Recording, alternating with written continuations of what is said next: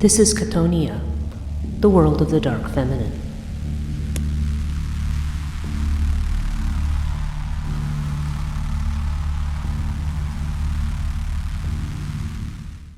Hello, this is Breach Burke. Before we get into this week's podcast, I would like to thank my patrons personally: Politi, John H., Tanya T., Veronica S., Jeffrey B., Gabby, Helen M., Sunny H., Scott K., JRM, Susie G., Eldritch Priest, B. Lupita, C. Roberts, Jeanette, DS, Jake B., CDV, Ali, V! V, Mary Beth R., Ida B., Eric N., Tana, May, and Christine F. I really appreciate those of you who have joined recently and who have stuck with me over these years. Our community is small, and there's so much I would like to do in terms of providing courses, conversations on the dark feminine, and extra content, so please consider joining at patreon.com/Chthonia. Now on to the podcast. Hello and welcome to Chthonia, the podcast that deals with the dark feminine. I'm Breach Burke, and this week's subject is a little bit different. Obviously, as I've just said, this is a podcast of the dark feminine. However, I'm going to be talking about a male deity this week, and this deity is called Serapis. Now, Serapis is interesting because he is a deity that existed at a time, probably from the time of Alexander the Great, is where we first hear a mention of Serapis, but he is an example of what they call a syncretic deity from the period of the Roman Empire. Certainly, we're looking at a time period of the Ptolemies when they ruled Egypt, which was probably, I want to say 304, 305 is when Ptolemy I, who actually brought Serapis worship to Egypt, to Alexandria, which had been made the capital at that point, or at least the seat of the pharaoh, that Serapis was brought as this deity, and we're going to get into where the origins of Serapis came from, because it's a little bit complicated.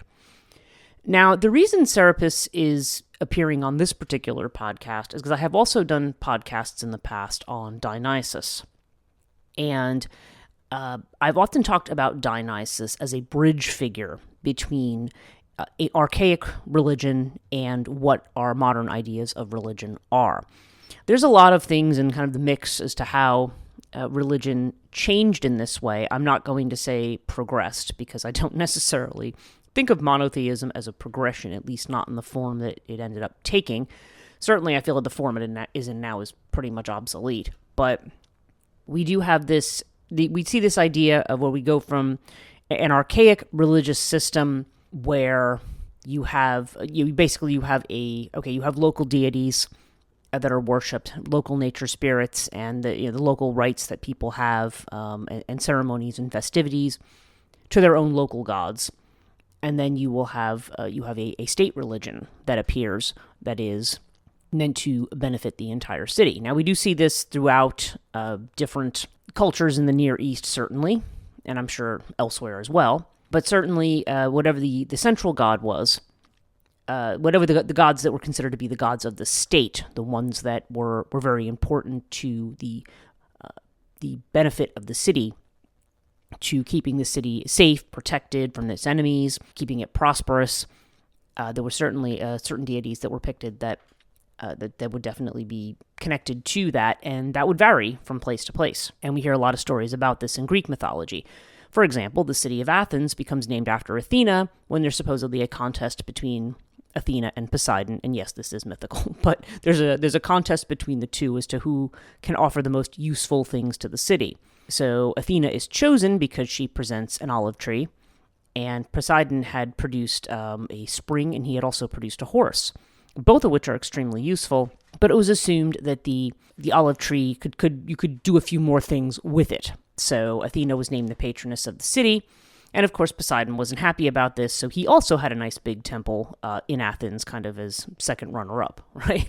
So we do have this. When Rome was established as a city, Numa Pompilius, who was one of the kings, had received this kind of message, supposedly this aegis that falls from the sky, given to him by Jupiter, which is their equivalent of Zeus, and he kind of has this divine right, but supposedly he has all these revelations about which are the appropriate gods for Rome. And then later, of course, we have the Sibylline oracles during the period of the Roman Empire, who again established, as Rome expanded into an empire, which deities were appropriate for worship within the empire.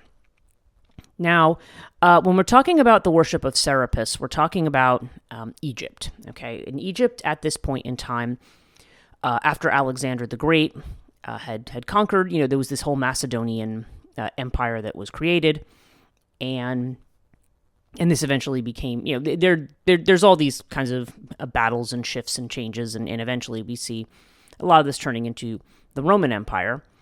But Egypt at this time, there was a Macedonian general called Ptolemy, who became Ptolemy I Soter. Now, Soter is a word for saviors or salvation, and this is going to be kind of important in the development of this story. So what I'm going to do is I'm going to tell you about Serapis, who Serapis is, what deity Serapis is based on in the syncretism, and Serapis' connection to a number of things. There is a connection between Serapis and Christianity, although a bit of a controversial one.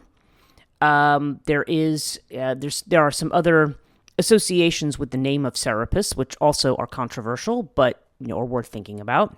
But most importantly, we want to look at the symbolism of Serapis and what he represents. I mean, in spite of what his purpose was politically, we want to look at what he represents in terms of the symbolism of this god, what this god was supposed to represent, what he was supposed to be integrating when you are trying to combine Egyptian and Hellenistic culture, and what that kind of fits into this stepping stone that we have. In my book, Death and the Maiden, the last chapter is called Splits and Reversals.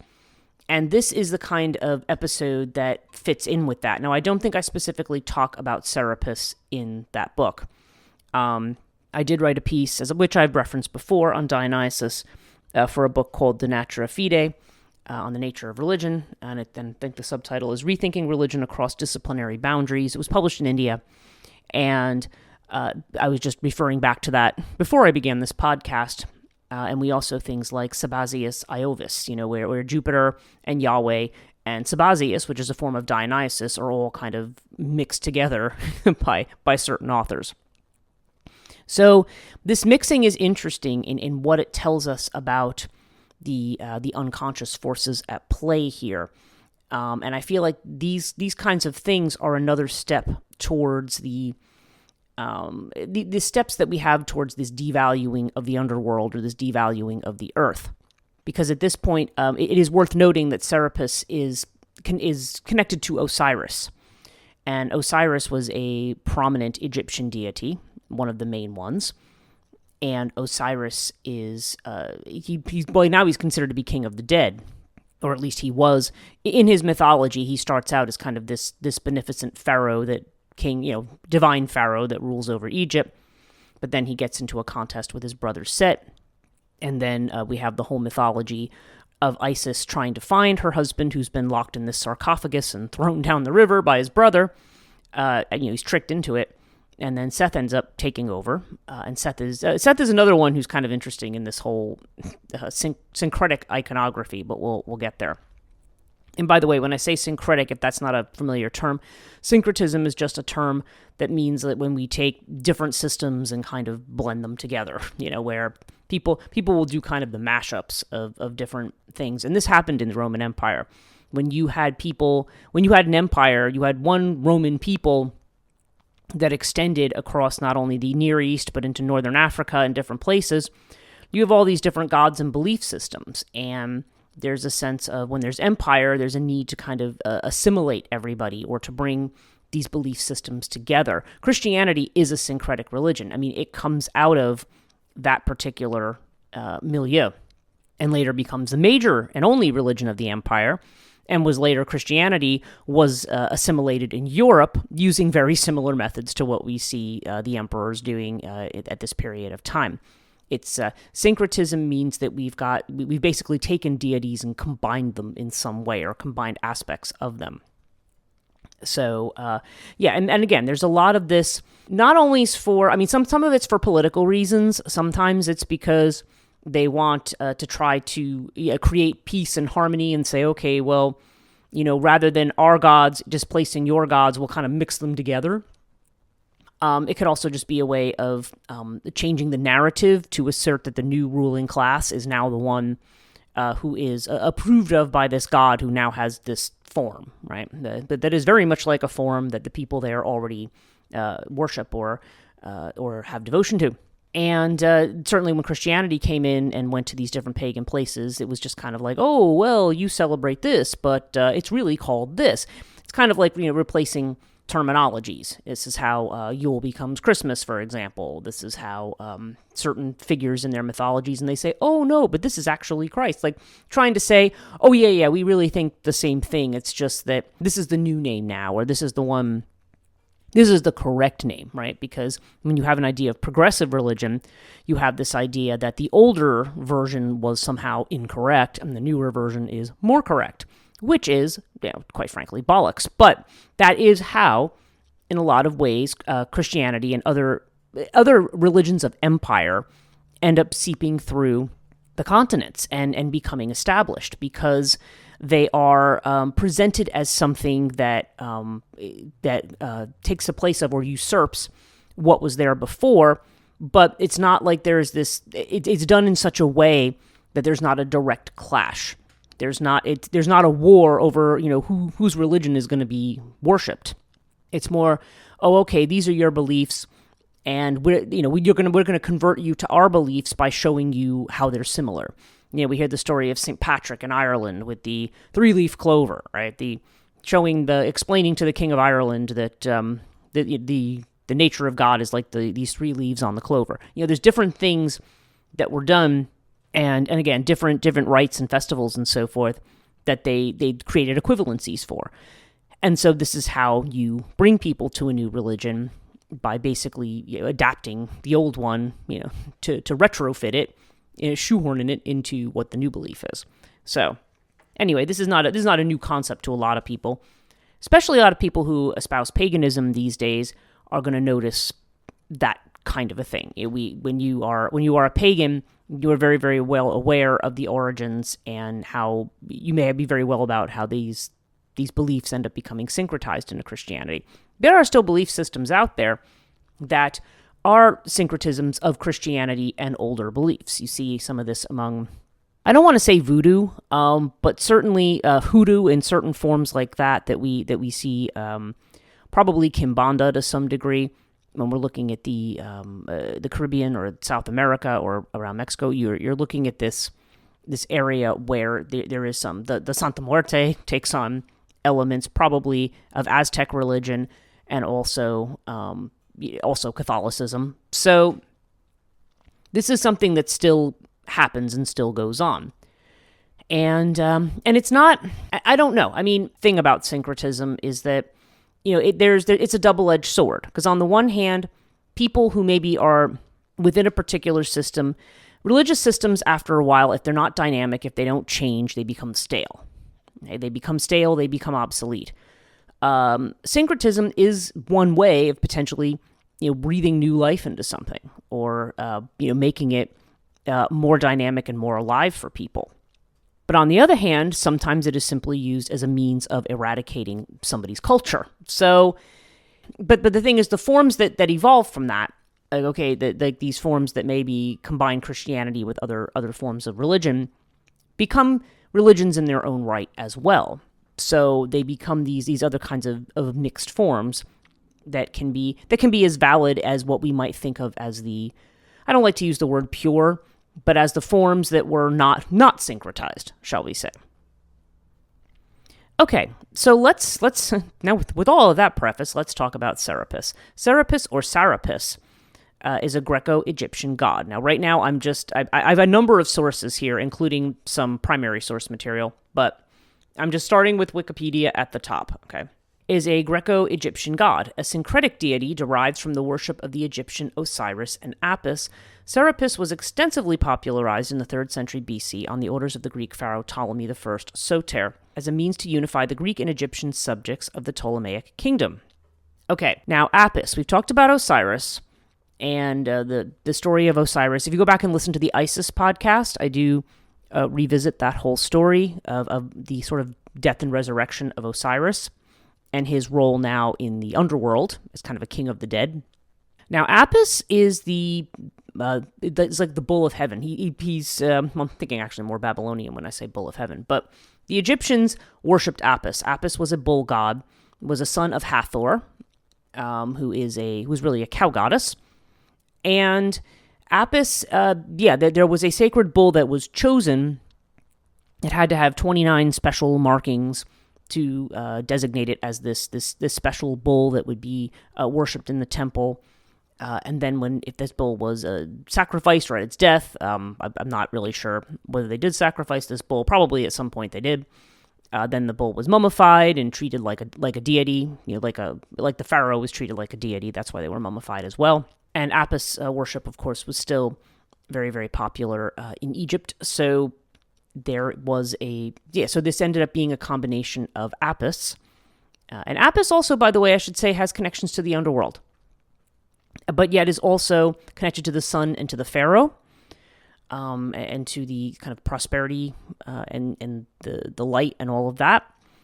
Probably also the connection to Hathor, because there are certain aspects of Hathor that are connected to Ra, the sun god.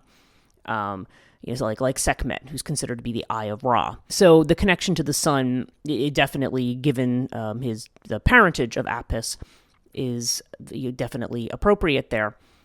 But also is connected to the underworld, and we see this link between the underworld and the solar realm, which are, again, in Egyptian myths, everything passes through the body of Nuit. Nuit is the sky. She's often associated with the night, but when Ra makes his night passage, he passes entirely through her body, through this underworld realm, trying to fight off the monsters that would destroy him. And so, the idea that the solar realm is connected with the underworld in the night in this way is definitely something inherent to Egyptian mythology. So but how this ends up getting kind of mixed in is somewhat interesting. Okay, so the cultus, or the cult of Serapis, was spread as a matter of deliberate policy by subsequent Ptolemaic kings. Serapis continued to increase in popularity during the Roman Empire, often replacing Osiris as the consort of Isis in temples outside of Egypt. And yes, there is this writing from Plutarch where he talks about Serapis, and I'm going to read from that, which is of Isis and Osiris, his name of the work. Alongside his Egyptian roots, he gained attributes from other deities, such as chthonic powers linked to the Greek Hades and Demeter, and benevolence derived from associations with Dionysus. Okay, here we have Dionysus again. So, look at this syncretism here. We've got, with Osiris and Apis, the Egyptian deities, but also with the Greek Hades, also with Demeter, and we're going to talk about his symbolism, and that's where some of this comes from, and also the beneficence of Dionysus, who, as we see, is also syncretized in his own way into some of these other deities as well. Probably some of that coming out of the Orphic cosmogony that declares that Dionysus is the successor to Zeus, which is why you might have, Jupiter Sabazius, where you have, kind of this Zeus-Dionysus combination. Again, if you trace back to some of the origins of these gods or these associations, they're not that strange. Okay, so I'm going to talk about the iconography in a minute. I do want to go back to the cult history. It says there's evidence that the cult of Serapis existed before the Ptolemies came to power in Alexandria. A temple of Serapis in Egypt is mentioned in 323 BCE by Plutarch, and we're going to actually read that directly from the source, or from the which translation is it? The Tufts University, perseus.tufts.edu translation of that. So Ptolemy I Soter made efforts to integrate his new Egyptian subjects' religions with that of their Hellenic rulers. Ptolemy's project was to find a deity that would win the reverence of both groups alike, despite the curses the Egyptian priests had chanted against the gods of the previous foreign rulers, for example, Set, who was lauded by the Hyksos. Okay. Now, the Hyksos are sometimes associated with this group that are known as the Sea People. They're supposed to be the ones who, after Troy was destroyed in Asia Minor, that there was a further destruction by these quote unquote sea peoples landing in various places, bringing about this other kind of dark age. But the Hyksos had come to Egypt, and apparently, they did worship Set. Set, of course, who is the bringer of storms. And interestingly, if you read the PGM, the Greek magical papyri, now I had a copy of that. And I literally just sold it to somebody. I'm clearing my house out, so that copy of that book, unfortunately, is gone, because I would have loved to have looked up Serapis, because I'm sure there's a lot on Serapis in the PGM. But Seth is connected to Typhon, and this, but there's also this ritual in there called the Headless Ritual, and we see this kind of litany of Set because people forget that Set was also the protector of the sun god as he made his night journey. Like, Set is one of the deities at the head of the boat. So there's this idea that Set somehow has been brought down unjustly, in a way, when you read the syncretism there. But clearly the Egyptian priests by that point did not care for Set as a deity. So anyway, that's just a little side note. The common assertion that Ptolemy created the deity is derived from sources which describe him erecting a statue of Serapis in Alexandria. Now, I'm going to read from Plutarch exactly what that says. And again, this is a translation. The English was made by Goodwin in 1874. Okay, it's not giving me the name. So this is an older translation of this, but nonetheless, this is the one we have. Okay, Ptolemy I Soter saw in a dream the colossal statue of Pluto in Sinope. Now, stopping for a moment there, that Plutarch identifying this as Sinope is apparently incorrect, but we'll get back to that. Not knowing nor having ever seen how it looked, and in his dream the statue bade him convey it with all speed to Alexandria. He had no information and no means of knowing where the statue was situated, but as he related the vision to his friends, there was discovered for him a much-traveled man by the name of Sosibius, who said that he had seen in Sinope just such a great statue as the king thought he saw. Ptolemy, therefore, sent Soteles and Dionysius, who after a considerable time and with great difficulty, and not without the help of divine providence, succeeded in stealing the statue and bringing it away. When it had been conveyed to Egypt and exposed to view, Timotheus, the expositor of sacred law, and Manetheo of Sebennytus, and their associates, conjectured that it was a statue of Pluto, basing their conjecture on the Cerberus and the serpent with it. And they convinced Ptolemy that it was a statue of none other of the gods but Serapis. It certainly did not bear this name when it came from Sinope, but after it had been conveyed to Alexandria, it took to itself the name which Pluto bears among the Egyptians, that of Serapis. Okay, so here he's saying that Pluto, the Roman underworld god, who is the equivalent of Hades, is in fact the same as Serapis. Moreover, since Heraclitus, the physical philosopher, said, the same are Hades and Dionysus, to honor whom they rage and rave, which is interesting. People are inclined to come to this opinion. In fact, those who insist that the body is called Hades, since the soul is as if it were deranged and inebriate when it is in the body, are too frivolous in their use of allegory. It is better to identify Osiris with Dionysus and Serapis with Osiris. Or is it really, well, I always say Dionysus. Is it really Dionysus? Anyway, doesn't matter. Serapis with Osiris, who received this appellation at the time when he changed his nature. For this reason, Serapis is a god of all peoples in common, even as Osiris is. And this they who have participated in the holy rites well know. Okay, so let's deconstruct this for a minute here. The same are Hades and Dionysus, according to Heraclitus. And Carl Jung actually has something to say about this as well, because the underworld is the place of the, you might call, if Dionysus, through the drinking of wine, brings the madness of the soul, right?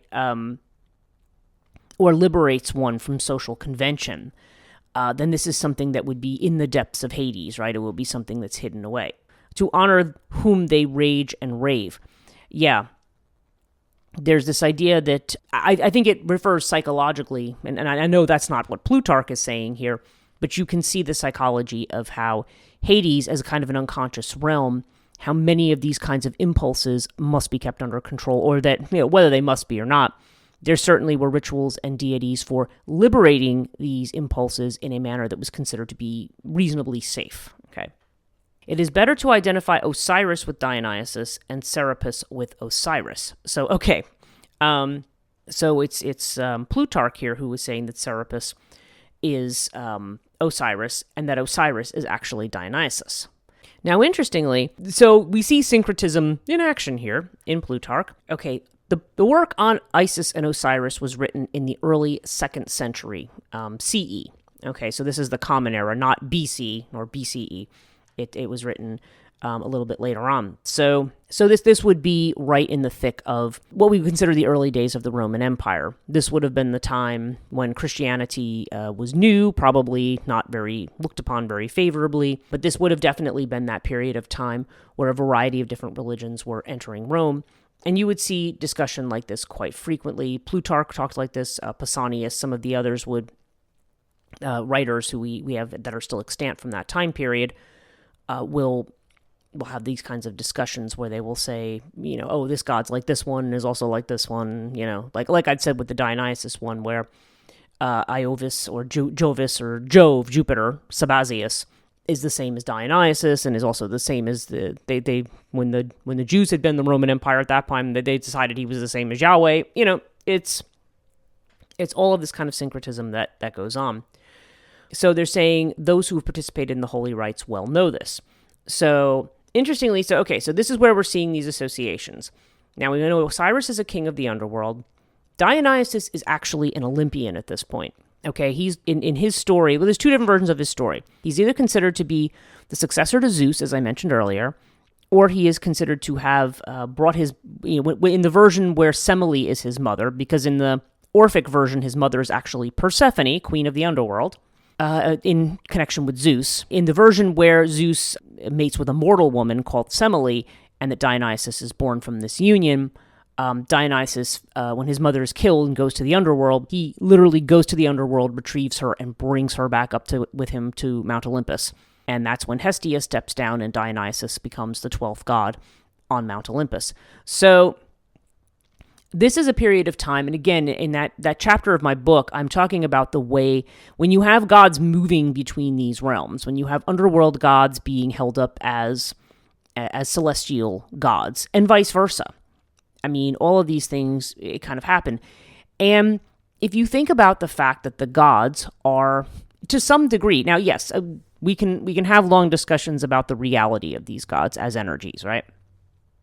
People who are in esoteric practice will certainly be aware of the realities of these that are external, that are not simply allegories or metaphors. And I always feel like I have to reiterate that when I talk about this as a psychological phenomenon, I'm not disavowing the very real world effect or even existence of these kinds of deities, because we try to see a separation between inside and outside, but these forces of the psyche are also the forces of nature. They're the forces that we belong to, and so a being like Serapis, this syncretic kind of deity that was created in this way. We see this, so we see a connection to Hades or Pluto. We see a connection to Dionysus. Let's go on to talk about the statue of the unknown god. Let's talk about it for a minute. Okay, so it says, according to Plutarch, this is now going back to Wikipedia, because we read from Plutarch, stole the cult statue from Sinope in Asia Minor, having been instructed in a dream by the unknown god to bring the statue to Alexandria, where it was pronounced to be Serapis by two religious experts. One of the experts was of the Eumolpidae, the ancient family from whom the members of the Hierophant of the Eleusinian Mysteries had been chosen since before history, and the other was the scholarly Egyptian priest Manetho, who gave weight to the judgment for both the Egyptians and the Greeks. Okay, so the family of Hierophants from the Eleusinian Mysteries are one of the ones who declared this to be Serapis. And as we just noted earlier, it's clear that Serapis did exist before, that during the reign of Alexander the Great, we see Serapis mentioned. However, in both cases, there's probably an error. So now, what's interesting about this particular family, whose name I don't seem to be able to say correctly today for some reason, Eumolpidae, I guess that's the right way to say it. They are the family that actually popularized the Eleusinian Mysteries. This was when people would decide, like, I'm if I'm getting towards the end of my life, I had better go sacrifice a pig and be initiated, which is which was the part of the initiation ritual anyway. In fact, Aristophanes talks about this one of his jokes. When Mercury comes to tell a man he is about to die, he says, "Oh, prithee, bring me a pig then, so that so that I may be that I may be initiated before I die." It became a very, very popular kind of cult, and so its spread was really a lot of it was a result of this family. So again, you have this Dionysian element that would probably be connected to Osiris in Egypt. And then, of course, the Egyptian priest kind of concurring with that syncretism. Now, it says, Plutarch may not be correct, however, as some Egyptologists allege that the Sinope in the tale is really the hill of Sinopion, a name given to the site already existing Serapeum, which is basically a temple of Serapis, or a worship site, at Memphis, which was in Egypt. Also, according to Tacitus, Serapis, that is explicitly identified as Osiris in full. In other words, Serapis is considered to be Osiris with his ka, which is not just the ka, but like the full body of Osiris, and not just his the part of him that is the vital soul. As I've mentioned, the soul had multiple parts in ancient conceptions. Egyptians had, and again, I lose track of the number because there's other things that there seems to be like maybe 5 or 6 core parts to the soul, and then sometimes there's others that are added on as well. But the Ka is certainly the this kind of spiritual body of Osiris that's said to be the one that resides in the underworld. But this is supposed to be the full body of him, the Serapis. It had been in the god of the village of Rakotis before it expanded into the capital of Alexandria, with Osiris's wife Isis and their son Horus in the form of Harpocrates. Okay, those of you who practice any kind of 20th century occultism certainly know about Harpocrates. Serapis won an important place in the Greek world. In the 2nd century description of Greece, which we just read from, Pausanias knows 2 Serapia on the slopes of Acrocorinth, above the rebuilt Roman city of Corinth, and one at Copae in Boeotia. And so he was figured among the international deities whose cult was received and disseminated through the Roman Empire, with Anubis sometimes being identified with Kerberos. Okay, so then again, we have this dog imagery, even though, Anubis is a jackal, which is a kind of a dog. I would say Anubis and Kerberos are very different because Kerberos guards the gate to the underworld. He's the 3-headed dog that guards the gate, while Anubis is actually a deity that acts as a psychopomp and a guide through the underworld, and also in later Egyptian religion, he is the one who weighs the heart against a feather along with Osiris, to determine the whether or not that person has done all the right things with their soul. Okay, the Roman cults of Isis and Serapis gained in popularity late in the 1st century when Vespasian experienced events he attributed to their miraculous agency when he was in Alexandria, where he stayed before returning to Rome as emperor in 70 CE. From the Flavian dynasty on, Serapis was one of the deities who might appear on imperial coinage with the reigning emperor. Now, Serapis was also, they mentioned a little earlier, during the 2nd triumvirate, which is, Lepus, Mark Antony, and Octavian, who later became Caesar Augustus. This would have been post Julius Caesar. That you saw worship of Serapis at this time as Rome was shifting from its republican phase, out of civil war towards empire. Like many pagan cults of its time, the cult of Serapis declined during the rule of Theodosius I, as the emperor, a Christian, implemented religious laws to restrict paganism across the empire. The main cult at Alexandria survived until the late 4th century, when a Christian mob directed by Pope Theophilus of Alexandria destroyed the Serapeum in Alexandria sometime around 391 CE during one of the frequent religious riots in the city. Once Christianity took over, it was a hostile takeover. It's interesting because when you have a culture that subscribes to a particular religious system, oftentimes the shifting of those systems can lead to this kind of rioting because it's something that's so embedded in the narrative of the culture. When you just come in and like in ancient Egyptian history, when Aten, they brought in the god Amun, which is that the kind of Aten or Amun. I hear kind of both names. There was this sun god that was brought in And this is when they were saying Egypt was embracing monotheism potentially for the first time. And the Egyptian priests were having none of it, and neither were the people.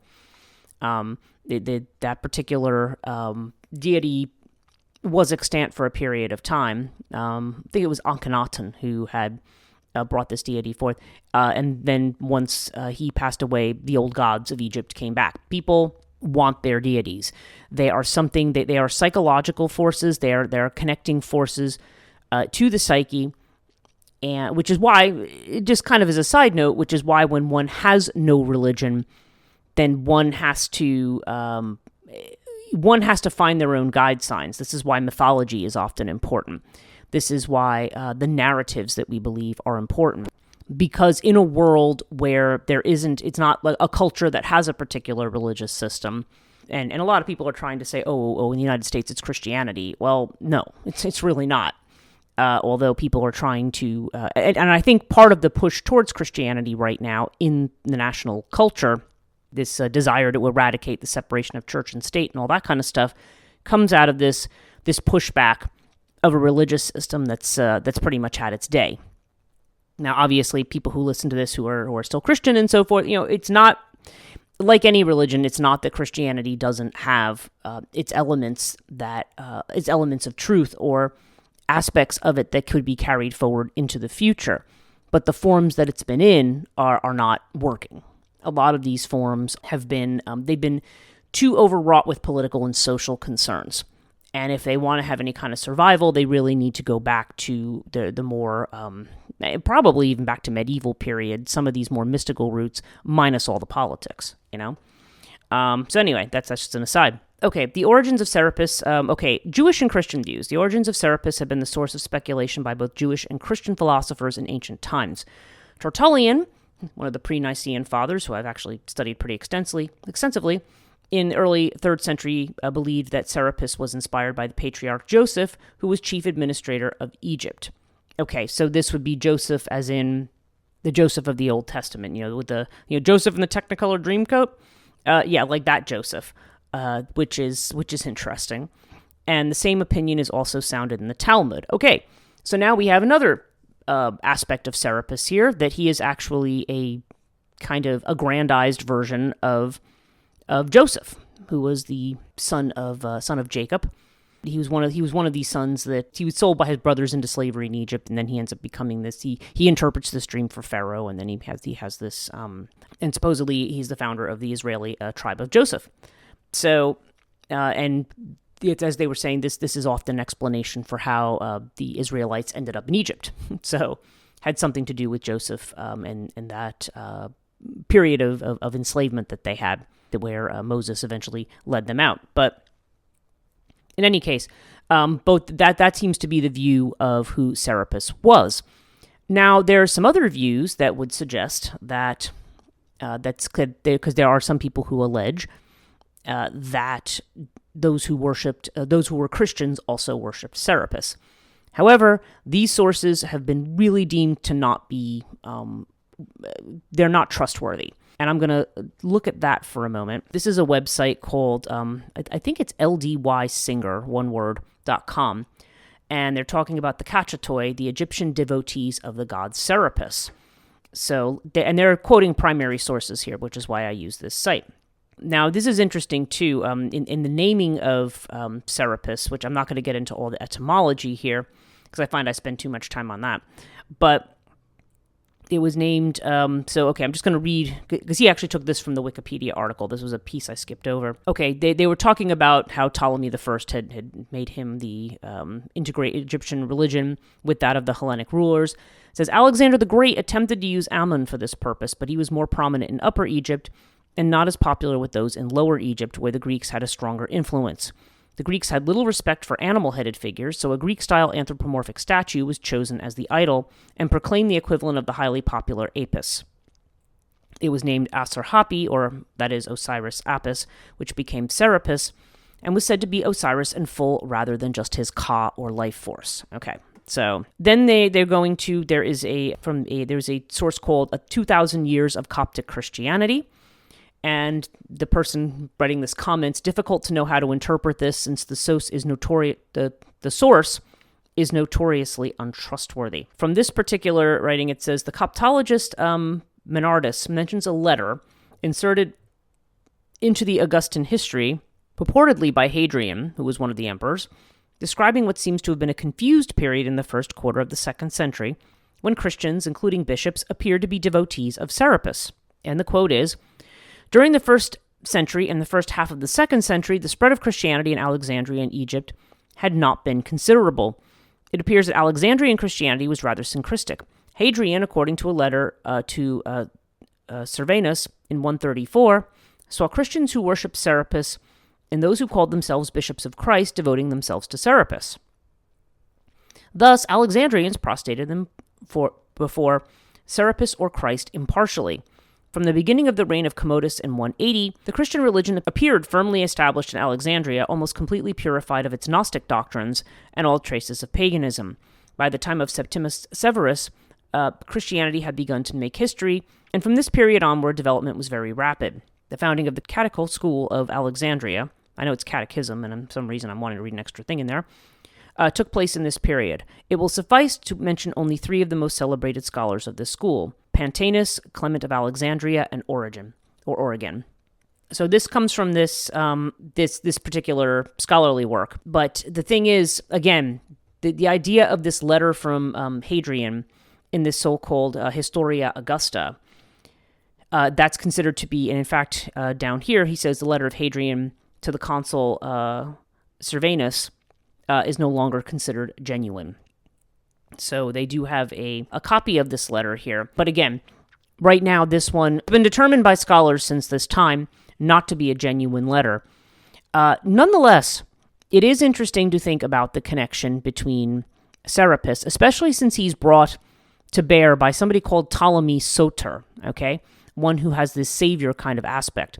Now, one thing about the Roman emperors is that they identified themselves with a Mithrian idea called Sol Invictus, or the idea of the unconquerable sun.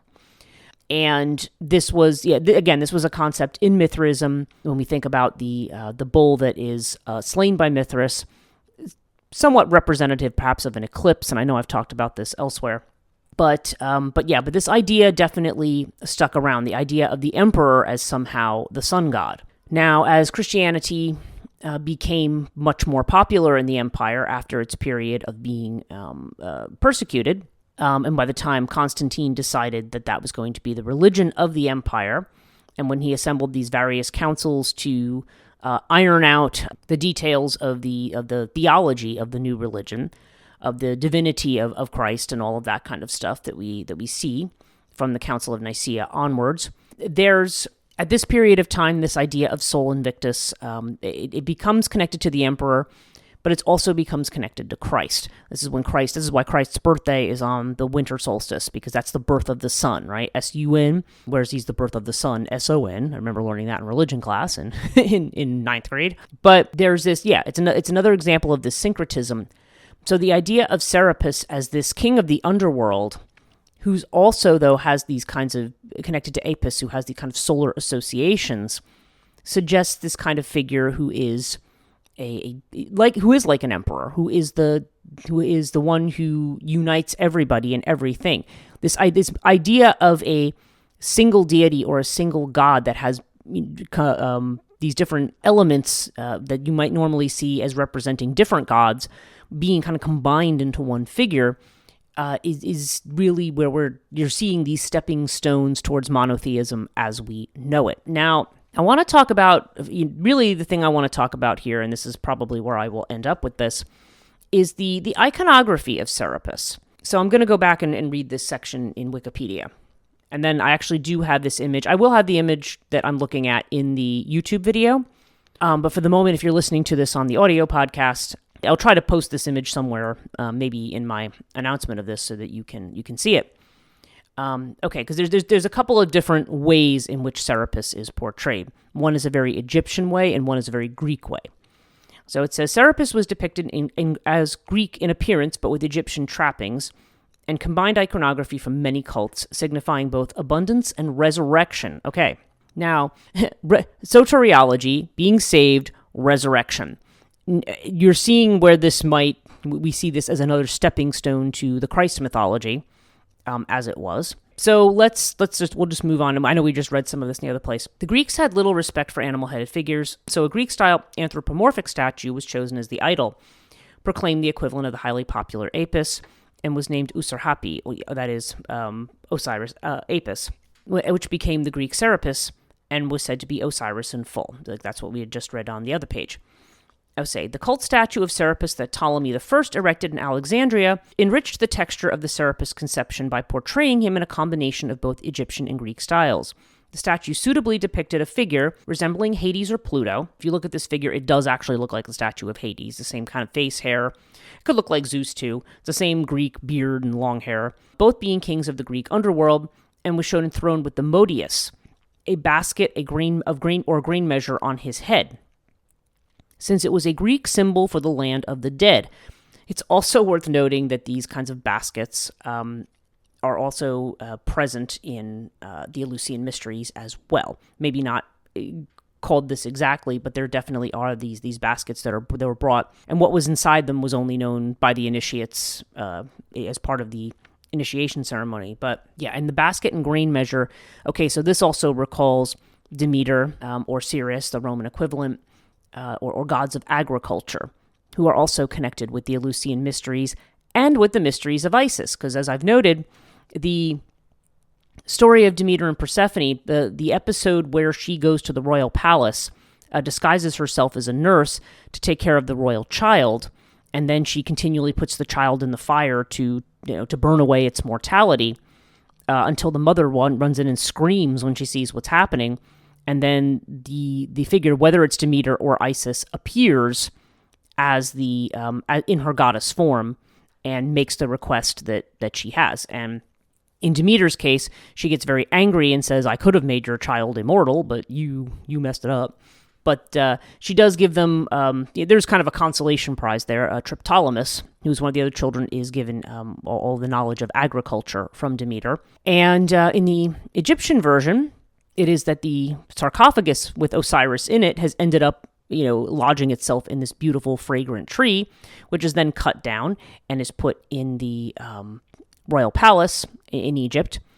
And Isis wants to get access to that tree so she can get her husband's body. So that's why she goes and disguises herself. And then, of course, when the queen sees her doing this, she finally tells the queen, "Look, this is what I'm here for." So they give her the pillar. They let her open the pillar and take it. And that's where she finds her husband's dead body. And, and then the scene goes on from there. And there was a scene of resurrection there, by the way, because she puts her husband back together. She creates a new member for him, and then she mounts him, and she ends up becoming pregnant with the god Horus. So, yeah, so this kind of resurrection that we have of Osiris. So, again, we have these figures associated with the mysteries being connected in some of the iconography connected with the mysteries coming in as well. And again, this connection between agriculture and the land of the dead. Pluto, the place of wealth, not just gems and jewels and precious stones, but also this is where the crops grow from as well, from the earth. Okay, so back to Serapis. He held a scepter in his hand, indicating rulership, with Kerberos, the gatekeeper of the underworld, resting at his feet. Okay, so this is where it was determined that this was a Hades statue, but what was different was that he was wearing this Modius, this grain basket on his head. That's what distinguished him from Hades. Okay, so in the Egyptian version, they do show this. They show him with a bull head, standing with the crook and flail of Osiris and the staff that relates to Osiris of royalty, and also wearing the cow horns like Apis of Hathor, but having the grain basket on top of his head. The other thing, too, is that you have the image of the serpent or the Urias. And it said the statue and the Greek statue also had what appeared to be a serpent at its base, fitting the Egyptian symbol of rulership. Now, the Urias is something else I want to mention. Now, the Urias is the serpent. If you ever look at, if any of you saw any of the sarcophagus masks of the Egyptian pharaohs, or even in the hieroglyphs, you would see that the crown that they wore, or that was on their sarcophagus, had the serpent in the front of the crown, in the middle of the forehead, that this serpent would come off of the, be kind of sticking off of the crown. Now, the Urias is actually a symbol connected to Lower Egypt. I think I have that right. I don't think I have them backwards. Yes, and it's actually a symbol for the goddess Wadjet. And so this became, in other words, royalty was conferred by, the pharaoh was the one who wore the crown with the uraeus on it. It's interesting because the name Serapis bears a resemblance to another Hebrew term, seraph or seraphim, which refers to an order of angels, supposed to be the highest order of angels around the throne of God. And so the idea of this serpent, now, yes, the obvious connection to Egypt would be that would be the obvious connection, right? And if they are correct in saying that this statue didn't come from some other part of the empire and brought to Alexandria, but actually from Memphis, like within Egypt itself, then the fact that the uraeus would be at the feet of this statue also kind of makes sense. The fact that it's at the feet, too, to me, that almost indicates, Greeks. The fact that this Pluto type figure has its foot on the, by the uraeus, almost indicates that the kind of conquering of the Greeks of this particular region, or the Romans, really. I mean, with this particular image that comes from that their iconography. But the thing is, the seraphim have been described in a couple of different ways. I think Isaiah describes them one way, and then there's a couple of other descriptions. I think I made a note of this here. It says, Hitzig and others identify the seraphim with the Egyptian Serapis. For although it is true that the worship of Serapis was not introduced into Egypt until the time of the Ptolemies, it is known that this was a modification of the more ancient worship of Neph, which is another name that we have here, figured under the form of a serpent of the same kind, the head of which afterwards forms the crest of Serapis. But we can hardly conceive that the Hebrews would have borrowed their imagery from such a source. Right, so that's the problem. But it's curious how we see this connection in the names. Now, seraphim are explained a couple of different ways. One is that they have 6 wings, I think it is. There's 2 that cover their body, 2 that cover their face, and then there's 2 that kind of expand outward. And that these beings repeatedly fly around the throne of God. And other iconography, though, suggests that the seraphim are they're fiery serpents. So I don't know. We could just be literally. I am not a linguist here, and I don't. And you might say, well, there's got to be a difference between Egyptian, Greek, and Hebrew words in terms of their connections. Although I have to wonder, because the Hebrews or the Israelites themselves ended up, I think, with a certain level of syncretism from other religions as well. I feel like the development of the cult of Yahweh from what it had been in the time when they were in the land of Canaan, or when they were still connected to some of these Canaanite deities, you do see evidence, as I've mentioned, of them worshiping Asherah or worshiping Baal, as well as Yahweh, but Yahweh is kind of the main guy. And we do see this idea of Yahweh at the head of the council of the gods, telling, they're going to forget the rest of you and they're just going to remember me. You see all of this in the Bible. So these angelic figures who always have El at the end of their name, these sons of El, it's just interesting to me, this kind of connection potentially to a figure, this kind of fiery serpent figure as well. And whether or not the Egyptian, well, again, that's not the Egyptian name. Serapis is not the Egyptian name. That is the kind of Graeco name, the one that's been made kind of into a Greek term. But, I do wonder sometimes whether there's some connection between the wording there, especially, does the word seraphim have any kind of relevance to the word for serpent at all? Maybe not. And there's probably somebody who will comment and say, nope, I know Hebrew and that's not the case. That could well be the way that is. But in any case, I do find all of this figure quite interesting. We have this. Okay, I talked about Dionysus as a stepping stone between the ancient religion and more modern forms of religion that are focused on ideas of salvation. And Serapis is really kind of another stepping stone. He's one of them. That certainly, we're not going to say that the story of Serapis is the story of Jesus. I think the people who say that is inaccurate, it probably is inaccurate. And I know this letter that Hadrian supposedly wrote that claimed that Christians worshipped Serapis. Truthfully, I don't know. Nowadays that's kind of decried, and they say, no, it's a fake source, it's not good, and that may well be the case. I don't know all the back scholarship on it, but I can tell you that I don't necessarily think it's a far-fetched idea, because early Christianity was not uniform in any way. And remember the Alexandrian schools, where we have people like Origen who come out of there, or Clement of Alexandria. Origen in particular, or Origen is probably how you say it. He is definitely a figure that's been considered heretical since that time, because of the kinds of the views that he espoused about Jesus. So this was still a time when Christianity was very much in formation. It was still trying to nail down what its core doctrines were. But, it is an interesting religion in how this kind of solar, like Sol Invictus type deity, human being who becomes a deity, who seems to have this connection to Mithras, who seems to have this connection to Dionysus, and now we're also seeing a possible connection to Serapis here, or at least the Serapis as being, again, in as much as Serapis is connected to, say, being a savior and to resurrection, which were not concepts. Okay, these were not ancient concepts. These were concepts that were coming into being around this time. And previously, these concepts only existed in agricultural deities. Yeah, I've talked many times about the dying and resurrecting vegetation god. It's the one thing my students never seem to want to get right on the mythology exam, is when I ask them, what is the myth of Adonis? And they say, oh, it's a myth of love. I'm like, no, it's the dying and resurrecting vegetation god myth. I really spell it out in the lecture. Apparently everybody forgets it. But in any case, these dying and resurrecting vegetation gods, there's different versions of them, Adonis being one of them in the ancient Greek. The story of Tammuz, who is the lover of Ishtar. These are different versions of the story where you have this love affair that goes on between either a god and a mortal, or two gods. One of them dies and then is sort of resurrected as the life of the fields or the vegetation.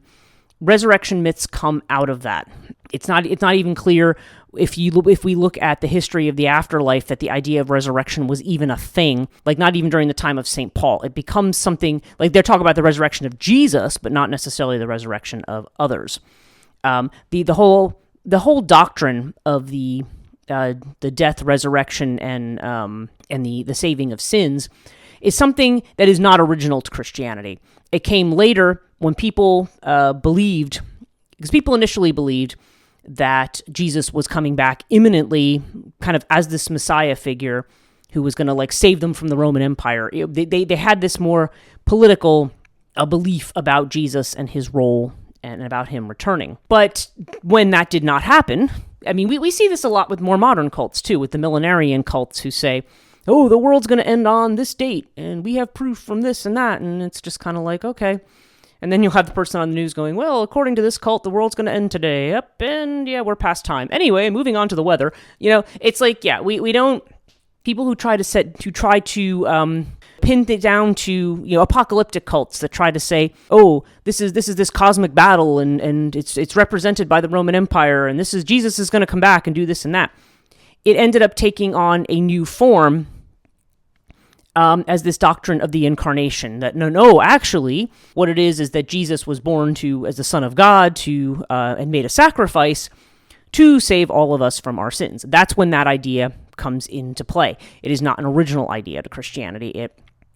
It comes later on as part of a process that we would call in religious studies routinization of charisma, is what the term is in religious studies.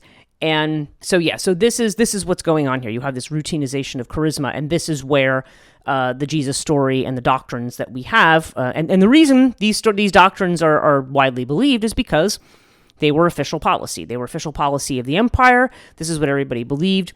And if you were not in a group that was literate, or even if you were, the idea that, we all know how Europe was in the Middle Ages with heresies and what happened to heretics and so forth. There was an official doctrine, and you had to follow it, and it was officially enforced. So this is why we take a lot of these kind of doctrines for granted, and these doctrines are planted in the collective psyche, just as state religions used to be.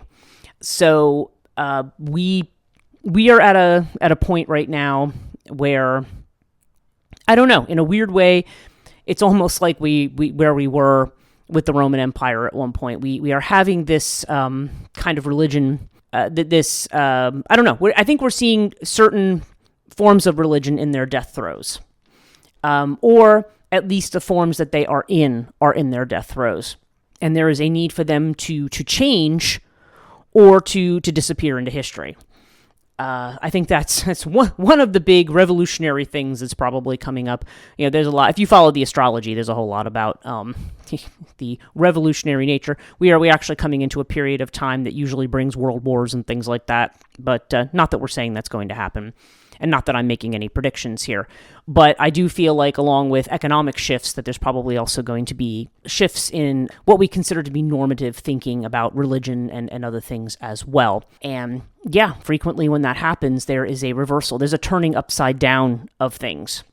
But I think Serapis is an interesting figure in as much as he represents this king of the underworld, who also has the aspects of the Egyptian Apis, who is the bull that is the son of Hathor, and so he has therefore has also this solar affiliation and also this royal affiliation. So it's almost like we have emperor, we have Jesus myth, we have Mithras myth, we have Dionysus myth, and then we have Serapis, and we're kind of seeing how these figures are all being conflated around this solar ideal, this Sol Invictus kind of idea. Because how do we talk about Jesus? Christ conquered death. Christ as conqueror, right?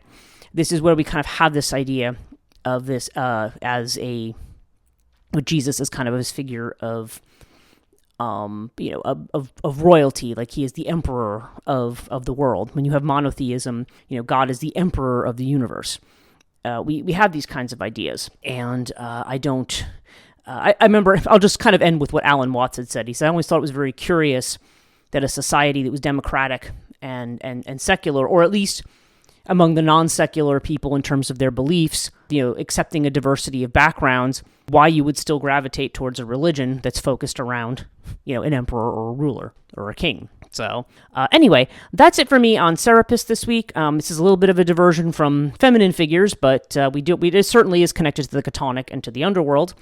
I hope this was reasonably interesting. Like I said, Serapis is a very complicated figure without a specific mythology, so we just have to go with the iconography, and we just have to go with the context here. Thank you for listening. Do check out my website, Chthonia.net, to see my offerings, my publications, and so forth. You can join patreon.com/Chthonia if you want to get updates on everything I'm doing. I do also do some updates for free members, so you can always join as a free member as well if you don't want to join as a paid member. Those subscribers do get extra podcasts, swag, and access to courses and some other things as well. You can also visit my school, the Institute for the Study of Feminine Myth, which is under instituteforfemininemyth.org. Again, down in the description below for this podcast, whether you're listening to it audio or on YouTube.